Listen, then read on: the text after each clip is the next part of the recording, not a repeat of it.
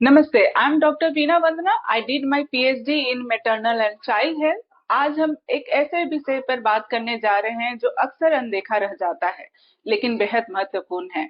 बच्चों के ओरल और दंत देखभाल। क्या आप जानते हैं कि बच्चों की ओरल हेल्थ की शुरुआत उसके दांत आने से पहले से ही शुरू हो जाती है। ये छोटे छोटे दांत न केवल आपके बच्चे को खाने और बोलने में मदद करती है बल्कि उनके जीवन भर के दांत स्वास्थ्य की भी नींव तैयार करती है। फिर भी बहुत से माता पिता को ये पता नहीं होता कि दांत का देखभाल कब और कैसे शुरू करें, कैविटी को कैसे रोके या ब्रशिंग को मजेदार कैसे बनाएं। इस एपिसोड में हम आपके सभी सवालों के जवाब देंगे और आपको देंगे विशेषज्ञ की सलाह और शिशु के मसूड़ों और दांतों की देखभाल कब और कैसे शुरू करें, दांत निकालने के दर्द को संभालने और कैविटी रोकने के उपाय, और ये समझना कि diet habit and regular dental checkups कैसे आपके बच्चों के मुस्कान को स्वस्थ बनाए रखते हैं। हमारे साथ इस चर्चा में जुड़े हैं डॉक्टर मीना, एक डेंटिस्ट या दंत चिकित्सक और बाल स्वास्थ्य विशेषज्ञ जो माता पिता को शुरुआती उम्र से ही स्वस्थ आदतों विकसित करने के लिए प्रेरित करते हैं।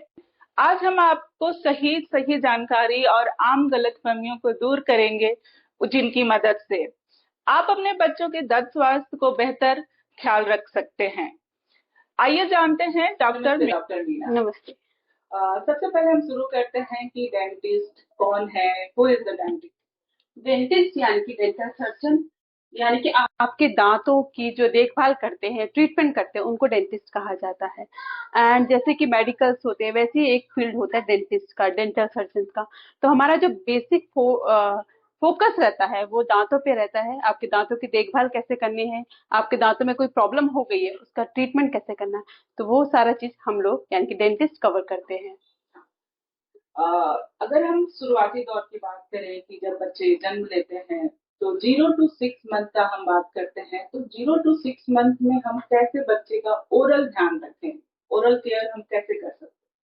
0 to 6 मंथ बहुत ही इनिशियल स्टेज होती है, लेकिन इसमें आपको विशेष रूप से ध्यान देना है। इसमें आपको करना क्या है कि जैसे ही बच्चा फीड करता है, मोस्टली ब्रेस्ट फीड पे ही बच्चा रहता है या फिर बोटल फीड भी अगर बच्चा कर रहा है, तो क्योंकि माउथ में थाउजेंड्स ऑफ बैक्टीरिया तुरंत ग्रो हो जाते हैं जैसे ही बच्चा बॉर्न होता है। तो आपको क्या करना है, जब आप ब्रेस्ट फीड कर रहे हो या फिर आप बोटल फीड कर रहे हो, तो बच्चे के माउथ को अपने हाथ में कॉटन लेके अच्छे से क्लीन कर सकते हो। तो अगर आप ये रेगुलर हैबिट रखोगे तो आपके बच्चों के माउथ में बैक्टीरिया का लोड बहुत कम रहेगा एंड फ्यूचर में उसकी सारी जो दांतों से रिलेटेड प्रॉब्लम है वो भी कम हो जाएगी। एंड कुछ विशेष ऐसे ध्यान आपको देना है, जैसे कि बहुत सारी मदर्स ऐसे होते हैं, बहुत सारे पेरेंट्स ऐसे होते हैं या फिर फैमिली मेंबर ऐसे होते हैं जो बच्चों के माउथ में किस करते हैं। ये आपको एक्सट्रीमली अवॉइड करना है, क्योंकि इससे क्या होता है, जो आपके माउथ के बैक्टीरिया होते हैं वो तुरंत ट्रांसफर हो जाते हैं। तो ये बहुत कम लोगों को पता होता है, लेकिन ट्रस्ट में अगर आप इसको अच्छे से ध्यान रखोगे तो आप इनिशियल स्टेज में जो कैविटीज फॉर्मिंग बैक्टीरिया होते हैं उसको बचा सकते हैं। एज ए पेरेंट्स हमें डेंटिस्ट से कब मिलना चाहिए। डेंटिस्ट से मिलने के लिए जैसे ही आपके बच्चे के माउथ में एक सिंगल टूथ आता है, तो आपको उस टाइम पे सोच लेना चाहिए कि इसके दांत को हमें क्लीन करना है। फर्स्ट डेंटल विजिट हम तभी स्टार्ट कर देते हैं जब आपके बच्चे के माउथ में एक या दो दांत आना शुरू हो जाते हैं। तो अगर आप उसी टाइम पे, उसी स्टेज में उसको प्रिवेंट करोगे, उसको बचाओगे, तो आपके बच्चे के दांतों में कोई भी फ्यूचर में कोई प्रॉब्लम नहीं होगी। तो फर्स्ट डेंटल विजिट तभी माना जाता है जब बच्चे के सिंगल टूथ या फिर एक या दो दांत आए हो, एंड उस टाइम पे आप केयर करना स्टार्ट करते हो। जनरली बच्चों को किस एज में दांत आना शुरू हो जाता है। ये डिपेंड करता है, हर बच्चे की ग्रोइंग एज अलग अलग होती है एंड हर बच्चे का अलग अलग डेवलपमेंटल एज होती है। यानी कि हम जनरली देखा जाता है कि 6 महीने से स्टार्ट होते हैं, लेकिन कुछ पेरेंट्स का मानना है और कुछ बहुत सारे पेशेंट्स हमने देखते हैं कि कुछ लोग 7 या 8 महीने में भी एक दांत नहीं आए होते एंड वो बहुत घबरा जाते हैं। तो उसमें घबराने की कोई बात नहीं है। हर बच्चे का डेवलपमेंट जो होता है वो डिफरेंट स्टेज में होता है, डिफरेंट अलग अलग होता है। लेकिन अगर 1 साल तक भी बच्चे का एक दांत भी नहीं आए तो आपको घबराने की जरूरत है, अदरवाइज बिल्कुल कोई टेंशन नहीं लेने का है। क्योंकि ये बहुत कॉमन होता है, कभी किसी बच्चे का दांत 7 महीने में आता है, किसी का 8 महीने में आता है एंड किसी किसी के इवन 5 महीने में भी आ जाते हैं। तो ये डिफरेंट डिफरेंट होता है हर बच्चे का।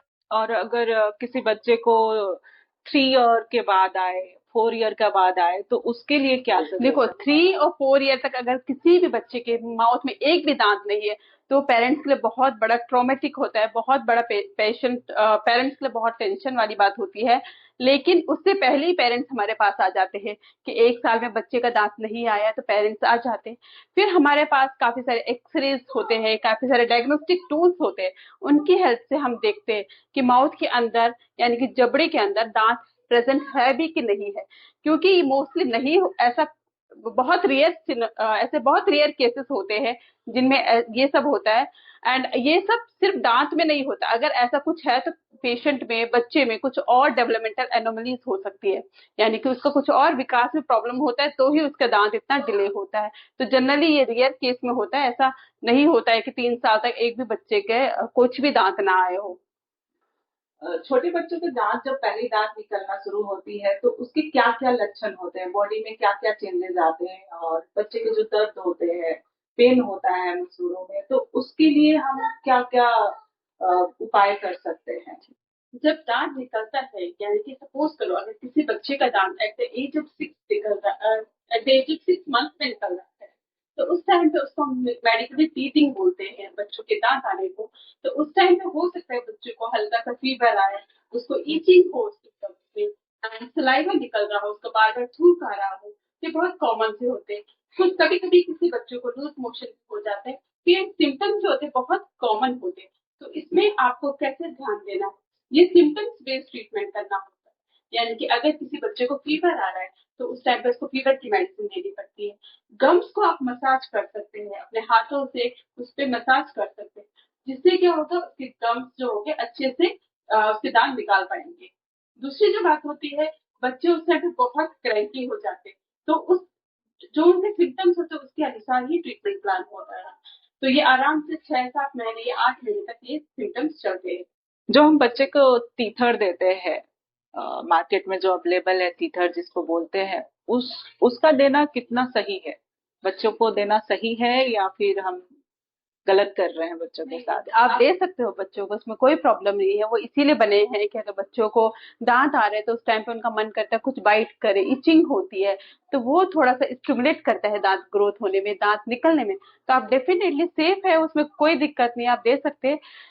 उसको अच्छे से क्लीन जरूर करिए, क्लीन करके दिए, एंड उसमें कोई प्रॉब्लम नहीं होती है, आप आराम से दे सकते हैं। बच्चों के दांत की सफाई की अगर हम बात करें, तो शुरुआती दौर पे हम ब्रश को कब इंट्रोड्यूस करें बच्चों के लिए?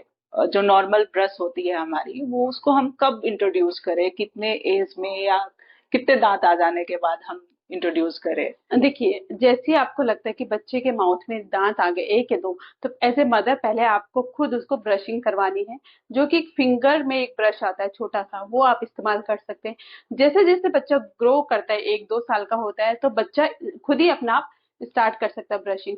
तो पहले तो कुछ 2 या 3 साल तक बच्चे स्वेलो करते हैं टूथपेस्ट को, तो वो थोड़ा सा आपको ध्यान देना पड़ता है कि कौन सा टूथपेस्ट इस्तेमाल करना है, क्योंकि बहुत सारे ऐसे टूथपेस्ट होते हैं जिनमें अच्छे इंग्रेडिएंट नहीं रहते कि वो स्वेलो कर सके। तो वो सब चीजें आपको ध्यान में देना है। एंड ब्रशिंग आप एज सुन एज पॉसिबल कर सकते हैं। जब भी आपको लगता है कि बच्चे का 1 या 2 दांत आ गया है तो उसको क्लीन जरूर करिए। और सही आइडियल टूथपेस्ट कौन सा है, मतलब उसमें क्या इंग्रेडिएंट हो कि हम उसे बच्चे के लिए आइडियल टूथपेस्ट मान सके? ठीक है। 5 साल से नीचे के बच्चों के लिए मोस्टली रिकमेंड किया जाता है कि फ्लोराइड फ्री टूथपेस्ट हो, क्योंकि बच्चे स्वेलो कर देते हैं। लेकिन बहुत सारे पेरेंट्स हमारे पास ऐसे आते हैं जो कहते हैं कि उनके बच्चे अच्छे से स्पिट आउट करते हैं, तो उनके लिए हम फ्लोराइड वाले टूथपेस्ट भी रिकमेंड करते हैं। एंड दूसरी चीज ये है कि क्या साइज होना चाहिए टूथपेस्ट का। तो अगर बच्चा बहुत छोटा है, 1 से 2 साल का बच्चा है, तो उसको स्मेयर लेयर, जितनी पतली स्मेयर लेयर होती है, वो साइज होना चाहिए। लेकिन अगर आपको लगता है कि दो आपका बच्चा 2 या 3 साल के या 2 से 5 साल के बच्चे के लिए पी साइज, यानी कि मटर के दाने के बराबर टूथपेस्ट होना चाहिए। तो ये ही अमाउंट है। बेबी बॉटल टूथ डिके क्या है, और बच्चों के दांत खराब होने का क्या कारण होता है? बेबी बोटल टूथ डिके, इसको हम मेडिकली नर्सिंग बोटल केरीज भी बोलते हैं। एंड ये बहुत कॉमन है, ये मोस्टली उन बच्चों को होता है जो बच्चे बोतल से दूध पीते हैं एंड मोस्टली नाइट टाइम में बोतल के साथ सोते हैं। तो ये बहुत कॉमन है। मोस्टली जो आइडियल टाइम होता है बोतल छुड़वाने का, वो होता है 1 साल के अंदर अंदर आपको अपने बच्चे के बोतल छोड़नी है, नहीं तो इसमें ये प्रॉब्लम हो सकती है। इससे क्या होता है, इसमें बच्चा अ, इसमें बच्चा बोतल से फीड करता है, एंड जिसकी वजह से ज्यादा अमाउंट के जो बैक्टीरिया होते हैं उनके दांतों में चिपके रहते हैं, एंड मोस्टली टाइम नाइट में होता है। तो जब बैक्टीरिया ज्यादा अमाउंट में चिपके रहते हैं वही केरीज स्टार्ट करते हैं। तो ये बहुत ज्यादा कॉमन प्रॉब्लम है, लेकिन इसको छोड़ना बहुत ज्यादा जरूरी है। और बोतल ज्यादा दिनों तक अगर बच्चा यूज कर रहा है, 3 to 4 years तक यूज कर रहे हैं बोतल, लाइक सीपर पानी पीने के लिए, तो उससे क्या मसूड़े में इफेक्ट पड़ता है, मसूड़े के और दांत पे इफेक्ट पड़ता है? अगर बच्चा ज्यादा दिनों तक बोतल यूज कर रहा है तो उससे उसके दांत तो डेफिनेटली खत्म होंगे, जो भी हमने डिस्कस किया। लेकिन दूसरा जो इम्पोर्टेंट फैक्टर है कि बच्चा बोलना लेट स्टार्ट करेगा, क्योंकि उसके मसल्स उतने अच्छे से काम नहीं करेंगे जितना नॉर्मल लोगों की करते हैं। तो आपको क्या करना है, 1 साल में ही बच्चे की बोतल फीडिंग जो हैबिट है उसको स्टॉप करना है, अदरवाइज ये आपको प्रॉब्लम कर सकता है। 1 साल के बाद it's not recommended whether mother का ब्रेस्ट मिल्क हो या फिर बॉटल फीडिंग हो, या 1 साल से ज्यादा रिकमेंड नहीं किया जाता है। बच्चों को हमने देखा है कि वो अंगूठा चूसते हैं और काफी दिनों तक चूसते रहते हैं, या पेसिफायर का यूज करते हैं, तो उसका कितना खतरा है बच्चों के ओरल केयर पे? देखिए, जो ये थंब सकिंग हैबिट है और ये पेस्टिसाइड जो यूज करते हैं, उनसे इन बच्चों के दांतों का शेप चेंज हो सकता है। यानी कि वो उनको दांत उनके फ्रंट साइड हो सकते हैं, आगे हो सकते हैं उनका दांत। तो ये आपको ये तो बंद करना ही पड़ेगा, क्योंकि ये अच्छी हैबिट तो नहीं है। एंड इसका इसका जो नुकसान होता है दांतों पे दिखाई देता है, क्योंकि दांत उनके बच्चों के आगे आ जाते हैं, तो वो फ्यूचर में प्रॉब्लम कर सकता है आपको। बच्चों के ओरल हेल्थ का ध्यान रखने के लिए हमें क्या फूड में उनको इंक्लूड करना चाहिए, और कोल्ड ड्रिंक जैसे चीजें कितनी हानिकारक है बच्चों के लिए? आप खान पान पे हमें क्या ध्यान देना चाहिए? सी डाइट एंड डेंटल केरीज का बहुत पुराना रिश्ता है। इसमें आपको क्या करना है, जो भी घर में खाना बनता है वही बच्चों को देना है। क्योंकि आजकल जो बच्चे होते हैं ज्यादा फर्मेंटेबल फूड ज्यादा ले रहे हैं, ज्यादा जंक फूड ज्यादा ले रहे हैं, तो वो आपको अवॉइड करना है, क्योंकि उससे कैविटीज लगने के बहुत ज्यादा चांसेस होते हैं। तो जो भी आप अपने लिए घर में बना रहे हैं वही बच्चों को इंट्रोड्यूस करना है। दूसरी हम बात करते हैं कोल्ड ड्रिंक का। कोल्ड ड्रिंक जनरली मैं रिकमेंड नहीं करती हूँ किसी भी बच्चे के लिए, क्योंकि उसमें जो हमारा एसिड होता है वो माउथ में जो दांत को डिसॉल्व करने का काम करते हैं। तो कोल्ड ड्रिंक तो बच्चों को बिल्कुल भी नहीं रिकमेंडेड होता है। इससे बच्चों के दांतों में बहुत बुरा असर होता है। उनकी जो आउटर लेयर होती है इनेमल जिसको हम कहते हैं, वो डिसॉल्व हो जाती है, एंड बच्चों में कैविटीज स्टार्ट हो जाती है, सेंसिटिविटी की प्रॉब्लम हो सकती है। तो cold drink it's not recommended for kids. And diet का, स्पेशली घर का जो खाना होता है वही बच्चों को देना चाहिए। Junk food completely avoid. चीनी कैसे दांतों पे असर डालती है? अगर हम शुगर की बात करें तो शुगर कितना अफेक्ट करता है बच्चों के दांतों पे? ठीक। बच्चों का ना बहुत एक हैबिट होता है कि मीठा उनको बहुत पसंद होता है।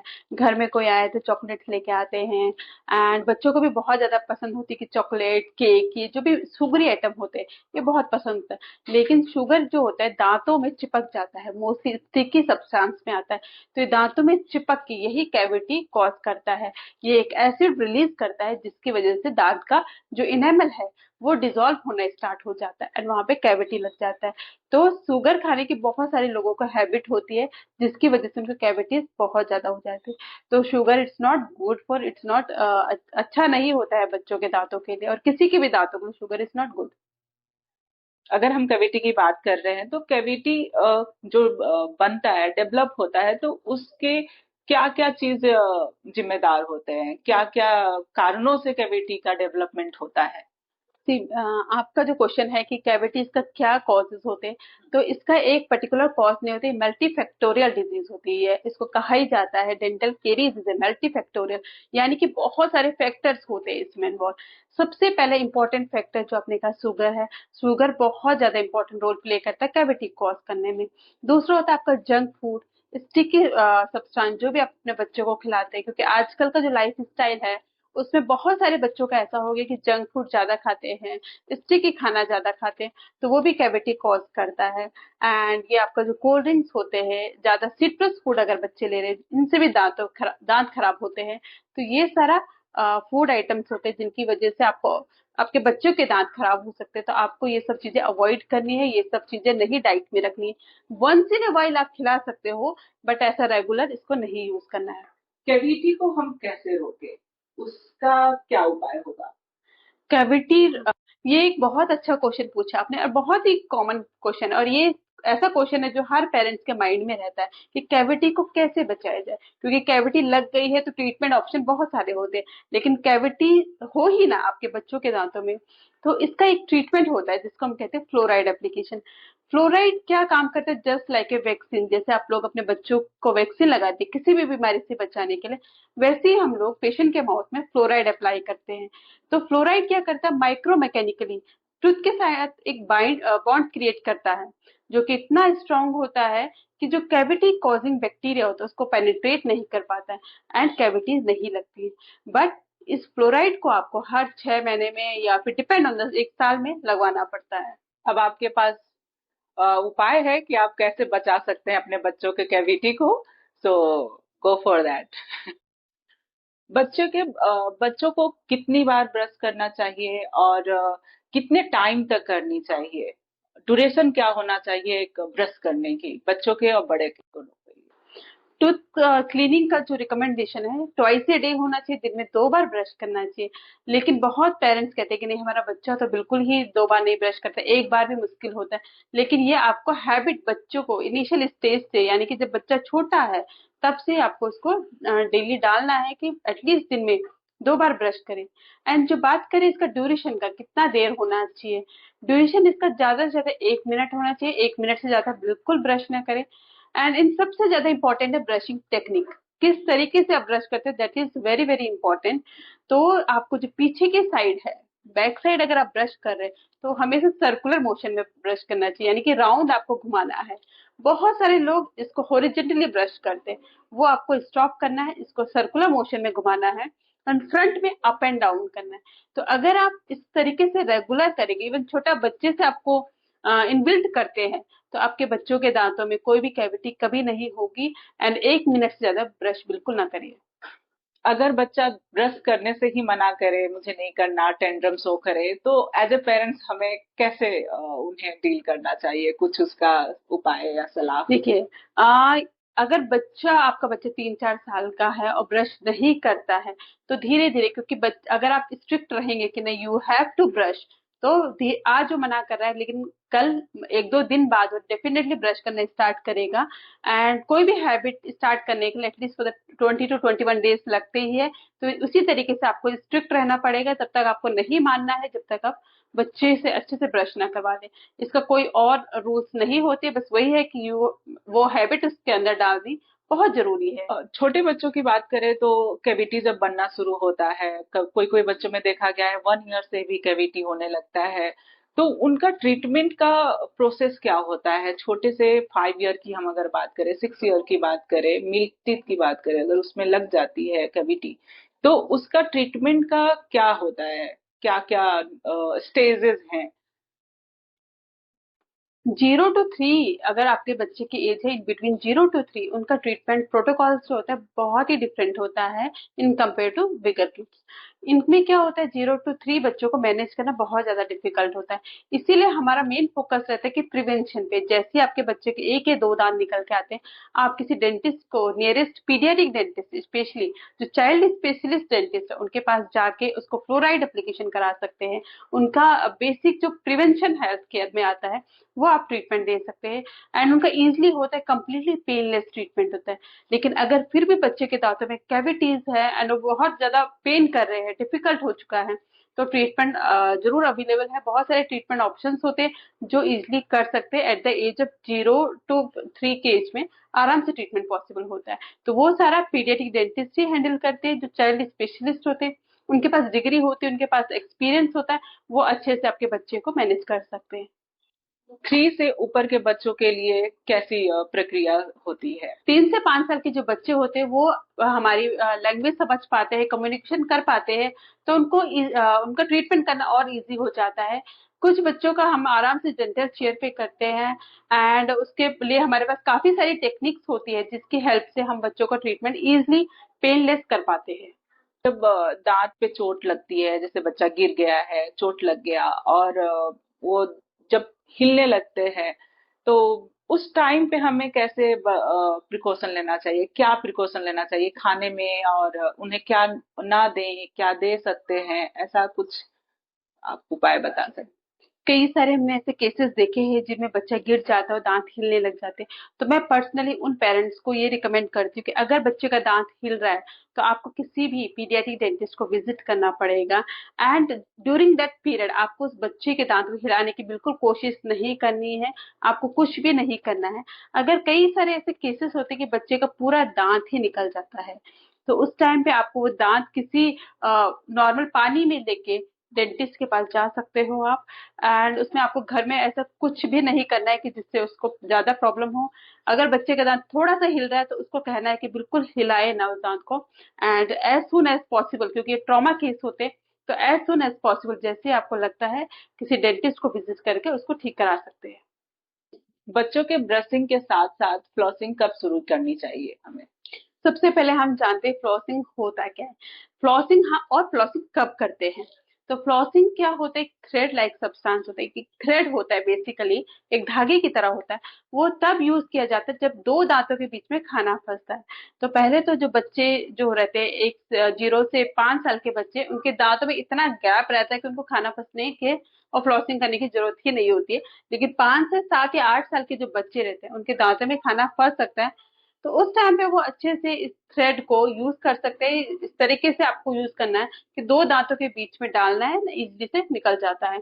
तो ये जनरली बच्चों के लिए इतना रिकमेंड नहीं किया जाता है क्योंकि उनके दांतों में से खाने फंसने की कोई प्रॉब्लम नहीं होती है, अनलेस उनके दांतों में कैविटी ना हो। क्योंकि अगर कैविटी है, होल है दांतों में, तो ही खाना फंसता है, अदरवाइज खाना नहीं फंसता है। जैसे हम रेकमेंड करते हैं कि बच्चों को शुगर नहीं खाना है, या नहीं देना है, चॉकलेट नहीं देनी है, तो क्या हम गुड़ के लिए भी एप्लीकेबल है, या हनी के लिए भी सेम एप्लीकेबल है, या फिर वो ठीक है, दे हम नहीं, सकते हैं? गुड़ और हनी आप दे सकते हो, बेशक अपने बच्चों को दे, एक क्वांटिटी में, लिमिटेड क्वांटिटी में आप बिल्कुल दे सकते हो। वो कोई ऐसा हार्मफुल इफेक्ट नहीं करेगा जितना आपके बच्चों को शुगर या चीनी जो हम कहते हैं वो हार्मफुल रहे। तो गुड़ और हनी आप आराम से दे सकते हो, उसमें कोई प्रॉब्लम नहीं है होगी। कि कैविटी लग जाती है, कैविटी हो जाती है, एक ना दो तो हो ही जाते हैं आज के टाइम में, जहाँ पे चॉकलेट बच्चे बहुत खा रहे हैं। तो इस टाइम पे क्या, जब मिल्क टीथ गिर जाते हैं, टूट जाते हैं, तो जब ओरिजिनल दांत आते हैं उनके, तो क्या उस वो कैविटी उस दांत में भी ट्रांसफर होता है? कितना चांस होता है उस दांत में भी आने का? ये आपने बहुत ही अच्छा क्वेश्चन पूछा, क्योंकि ये ऐसा क्वेश्चन है ना जो बहुत नेग्लिजेंस है, इसको किसी ने आज तक फोकस ही नहीं किया है। क्योंकि मोस्टली पेरेंट्स का ये सोचना होता है कि दूध के दांत है, ये तो झड़ जाएंगे, इसको ट्रीटमेंट कराने की क्या जरूरत है। क्योंकि डेंटल कैविटी या जो दांत में जो कीड़ा लगा है उसका परमानेंट उसमें ट्रांसफर होना डिपेंड करता है कितना डीप की कैविटी है। अगर इनिशियल स्टेज का कैविटी है और आपने तुरंत फिलिंग करा दिया तो इसका कोई कोई नुकसान नहीं होगा। लेकिन अगर आपके बच्चे के दांत में पस बन गया है, स्वेलिंग हो गई है, पस डिस्चार्ज हो रहा है, तो पस बन गया यानी कि उसकी जड़ों में, उसकी रूट में इन्फेक्शन पहुंच गया, तो नीचे जो परमानेंट टूथ है उसमें कैविटी तो ट्रांसफर नहीं होगी, लेकिन वो डेवलपमेंटल डिफेक्ट उसमें पाया जाएगा। जब वो दांत ग्रो होगा तो हो सकता है वो डेवलपमेंटल उसमें थोड़ा सा डिफेक्ट आ जाए, क्योंकि वो इन्फेक्शन में ग्रो हुआ है। हम टीथ अलाइनमेंट की बात करें तो किस एज से बच्चों को टीथ अलाइनमेंट करा सकते हैं, और कौन सी सही है? जी, टीथ अलाइनमेंट की बात करें कि जब बच्चों के परमानेंट टीथ सारे आ गए, यानी कि एट द एज ऑफ 14 के बाद ही हमको उसका कुछ दांतों से टेढ़े मेढ़े है दांत, उसका कुछ ट्रीटमेंट देखना चाहिए। उससे पहले क्या होता है, ये मिक्स डेंटेशन होता है, यानी कि आधे तो उनके दूध के दांत होते हैं, आधे परमानेंट दांत होते हैं। तो इस स्टेज को ही हम मेडिकली कहते हैं अगली डगली स्टेज, यानी कि उसमें बच्चे का फेस इतना ब्यूटीफुल नहीं लगता है, तो पेरेंट्स को थोड़ा टेंशन हो जाता है कि दांत इसके टेढ़े मेढ़े हो गए। तो इसमें घबराने की कोई बात नहीं है। After the age of 14 we can decide the treatment कि जाएं कि ना जाएं, वो है। आजकल मार्केट में इलेक्ट्रिक ब्रश मौजूद है, और बहुत फैसिनेटिंग लगता है बच्चों के लिए, तो वो हम बच्चों के लिए फायदे की है कि उससे नुकसान हो सकता है? इलेक्ट्रिक टूथब्रश एंड ये जनरली आप नॉर्मल अगर आप मैनुअल करोगे दैट विल बी गुड, वो अच्छे ढंग से आप कर पाओगे। Electric toothbrush generally it create more pressure, बहुत ज्यादा प्रेशर क्रिएट करते हैं। मैं इसको पर्सनली रिकमेंड नहीं करती हूँ, लेकिन जैसे कि मार्केट में है अवेलेबल तो it's a person to person choice, ले सकते हैं लोग। लेकिन पर्सनली मैं इसको रिकमेंड नहीं करती क्योंकि इट क्रिएट मोर प्रेशर, ज्यादा प्रेशर क्रिएट करता है। अगर हम मैनुअली अच्छे से करें ब्रश तो वो ज्यादा बेनिफिट होता है। एंड ब्रशिंग टेक्निक पे फोकस करना इट्स वेरी इंपॉर्टेंट। हम अगर समराइज करें कि अगर हम पूरा डिस्कशन को एक पॉइंट पे लाके रखते हैं कि अ, आखिर हमें डॉक्टर के पास कब जाना है। जनरली हमारा क्या थॉट होता है कि कुछ प्रॉब्लम नहीं है, दांत में दर्द नहीं है, अभी ब्लैक ही तो हुआ है, ब्लैक स्पॉट ही तो दिख रहे हैं, कुछ वैसा नहीं है, हम जाएंगे, और वो डिले होते जाता है। और इसका ओरल केयर, टीथ केयर को हम कैसे और कब डॉक्टर से मिले और कैसे आपकी सलाह ले और क्या क्या हम कर सकते हैं। फर्स्ट डेंटल विजिट जो होती है वो अब at the age of 7 to 8 month में स्टार्ट होती है। जैसे आपके बच्चे के एक या दो दांत निकलते हैं उसी टाइम पे अगर आप प्रिवेंशन एज ए प्रिवेंटिव की तरह जाएं कि हम अपने बच्चों के दांतों को प्रिवेंट करना है, क्योंकि ये डेंटल केरीज जो होता है एक जेनेटिक फैक्टर भी बहुत इंपॉर्टेंट होता है। अगर आपके पेरेंट्स के दांतों में कैविटीज है तो बहुत सारे ऐसे देखा गया कि बच्चों के दांतों में ऑटोमेटिकली ट्रांसफर हो जाते हैं। तो बहुत लोगों पेरेंट्स को पता होता है कि हमारे दांतों में बहुत कैविटी और हम नहीं चाहते कि अपने बच्चों के दांतों में कैविटी ट्रांसफर हो। तो वो एज सुन एज पॉसिबल जैसे उनको लगता है कि बच्चों के 4 दांत निकल आए हैं तो वो तुरंत डेंटिस्ट को जाके प्रिवेंटिव मेजर्स ले सकते हैं। जो भी प्रिवेंटिव जो भी ऑप्शन आते हैं, जो भी ट्रीटमेंट होते हैं उसको ले सकते हैं। तो अगर आप इनिशियल स्टेज से ही दांतों की अच्छे से देखभाल करें तो आपका बच्चों के दांतों में कभी भी कोई कैविटी नहीं होगा एंड आपके बच्चे के दांत हमेशा हेल्दी रहेंगे। आज हमने डॉक्टर मीना से जाना कि किस तरीके से हम अपने बच्चों के दांतों का ध्यान रख सकते हैं, किस टाइम पे हम डॉक्टर से मिल सकते हैं, और क्या क्या प्रिवेंशन हम ले सकते हैं, और किस तरीके से हम अपने बच्चों के चेहरे पे एक खूबसूरत मुस्कान ला सकते हैं। धन्यवाद डॉक्टर मीना, आपने बहुत कीमती समय हमारे लिए निकाला। धन्यवाद so much. Thank you so much.